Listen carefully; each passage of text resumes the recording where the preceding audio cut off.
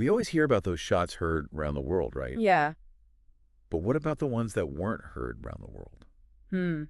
I like that. Well, today we're going to be diving into a story that's not quite as famous, Okay. but it's a really interesting one. And that is the capture of Fort William and Mary. Right. And this is kind of a sneak peek into the Revolution. Because this happened months before those famous shots at Lexington and Concord. Right? And it really shows us just how tense things were already. Absolutely. And how ready those colonists were to fight. Yeah. So we have a collection of really fascinating firsthand accounts. Okay. As well as historical analyses of this event. Right. And we're going to be using them to really uncover the story. All right. And to try to understand the significance of this event. Okay. In the lead up to the American Revolutionary War. Sounds good. Let's do it. So this all happened on December 14th, 1774. Okay. In Newcastle, New Hampshire. Okay. Which is near Portsmouth. And this was a time when tensions were already really high. Right. Between the colonies and Great Britain. Yeah. And what we see here is this group of New Hampshire Patriots. Oh, okay. Deciding to take matters into their own hands. Right.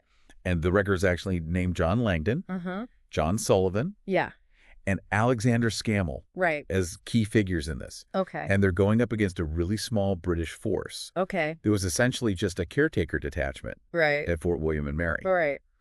And their goal was to seize gunpowder Okay. and other military supplies. So what was the outcome? Well, they were successful. Wow.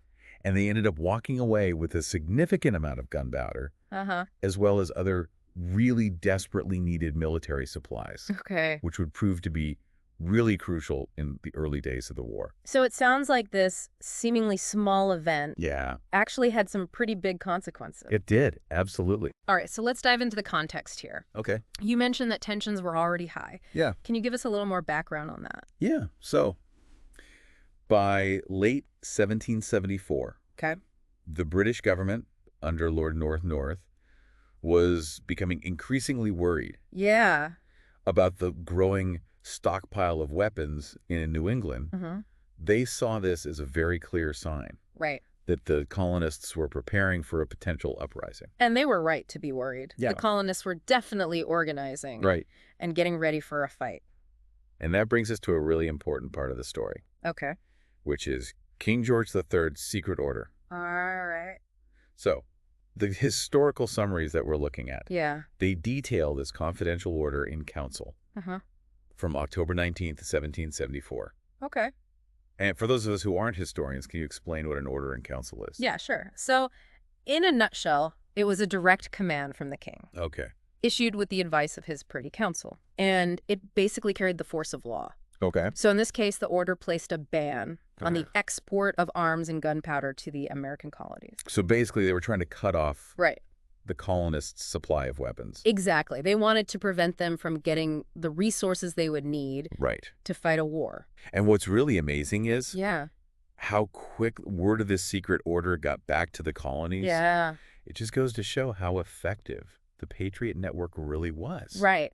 They had their ears to the ground. Absolutely. Yeah. And you can imagine. Yeah. The news must have sent shockwaves through the movement. Oh, absolutely. It would have confirmed their worst fears. Right. About the British government's intentions. And on top of that, they had just seen what had happened in Massachusetts. With the powder alarm. Exactly. Right. Where British troops had seized provincial gunpowder. Yeah. So they were on high alert. Yeah, I bet. And they were worried that Fort William and Mary would be the next target. That makes sense. It was a known storage site for munitions. Right. So they had every reason to be concerned. And it's interesting to note that Rhode Island actually took proactive measures. Oh, really? To secure their own munitions around this time. Huh.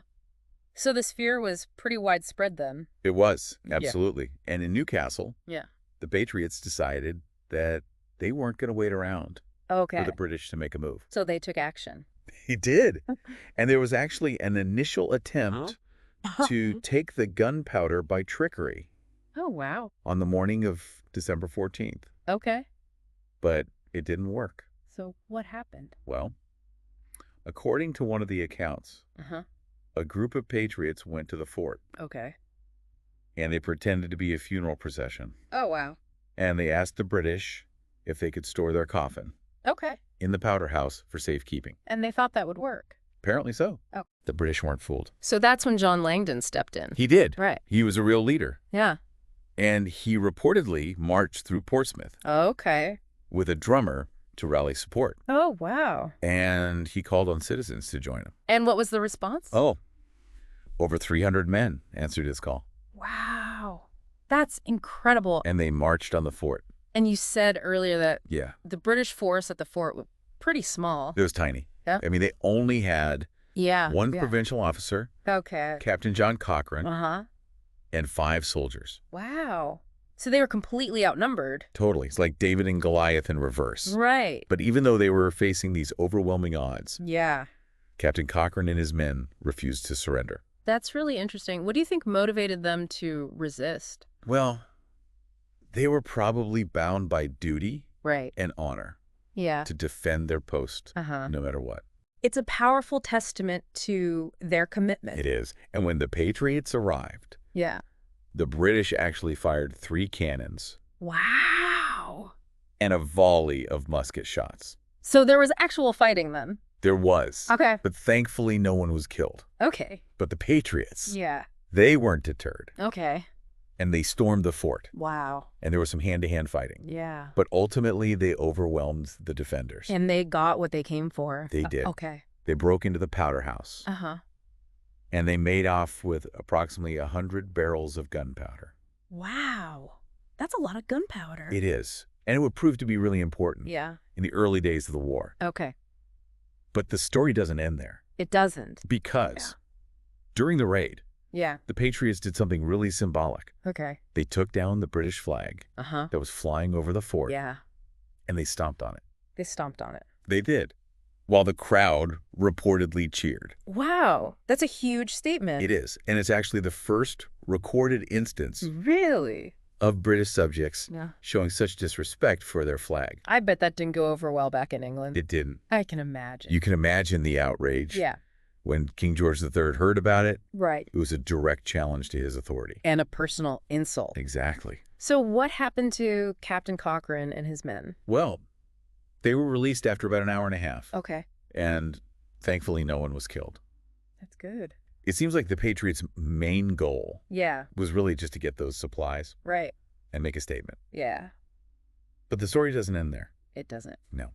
Because the next day, Oh. an even larger group of Patriots arrived at the fort. Wow. So they came back for more. They did. Okay. And this time, Yeah. they were led by John Sullivan, Okay. and they were accompanied by Major Alexander Scammell. And this force included men from all over New Hampshire Okay. and even parts of Maine. Wow. So word had spread. It had. Okay. And they were ready to fight. And what did they do? Well, they overran the fort Okay. without any resistance this time. So the British had just given up. Pretty much. Wow. And they seized even more military supplies, including 16 cannons. 16 cannons. Yeah. And these cannons Yeah. were marked as the property of King George III. So they were rubbing salt in the wound. They were. Absolutely. Yeah. And as you can imagine, Yeah. the British were furious. Yeah, I bet. They considered these raids to be acts of high treason. Right. And John Sullivan actually later received a stipend Really? from the Continental Congress for his actions. Wow. So they recognized the significance of this. They did. Okay. But it was really that flag incident, Yeah. that symbolic act of defiance, that seems to have really pushed King George III over the edge. It was a direct affront to his authority. It was. And it seems to have played a major role Yeah. in his decision to refuse further negotiations Wow. and to pursue a military solution. So you could argue that this event, Yeah. this shot not heard around the world, as it's sometimes called, Yeah. actually helped to make the Revolutionary War inevitable. I think that's a fair assessment. And what was the immediate British response to these raids? Well, Governor Wentworth appealed for assistance, Okay. and British naval forces did arrive in the area, Uh-huh. but there wasn't a full-scale military retaliation. Why not? It seems that the British were more focused on Massachusetts at the time, Right. which they saw as the center of the rebellion. Okay. So they didn't want to divert resources to New Hampshire. And was that the right call? Well, it's hard to say, Yeah. but it's certainly interesting Uh-huh. to think about how things might have played out differently Right. if they had taken a more aggressive approach Yeah. in New Hampshire. Okay. Now, in the aftermath of the raids Yeah. and the arrival of the British Navy, Mm. Governor Wentworth and his family actually had to take refuge in the fort Oh. for their own safety. So things were really heating up. They were. Okay. And eventually, the British decided to abandon New Hampshire altogether Really? to focus on Massachusetts. Okay. And they took whatever equipment they could with them. And what about Governor Wentworth? He left too, So New Hampshire was left to fend for itself. pretty much. Okay. And in January 1776, Yeah. they established their own government Wow. to fill the void left by the British. So they were essentially an independent state. They were, Wow. months before the Declaration of Independence. That's incredible. So these raids, Yeah, they really did have a domino effect. they did. Okay. And they show how a seemingly small event Right. can have really far-reaching consequences. So what happened to the supplies that the Patriots captured? Well, the gunpowder was used by New Hampshire forces in the Siege of Boston Uh-huh. and the Battle of Bunker Hill. Wow. So they were put to good use. They were. Okay. And as for the cannons, Yeah. we don't know exactly where they ended up, Okay. but they were definitely a valuable asset to the Patriot cause. And what about the fort itself? Well, the British probably used some of the remaining supplies there Okay. before they abandoned New Hampshire. Uh-huh. And then it was likely renamed Fort Hancock Okay. by the Americans. Right. And today there's a plaque there Uh-huh. commemorating it as the first victory of the American Revolution. Wow.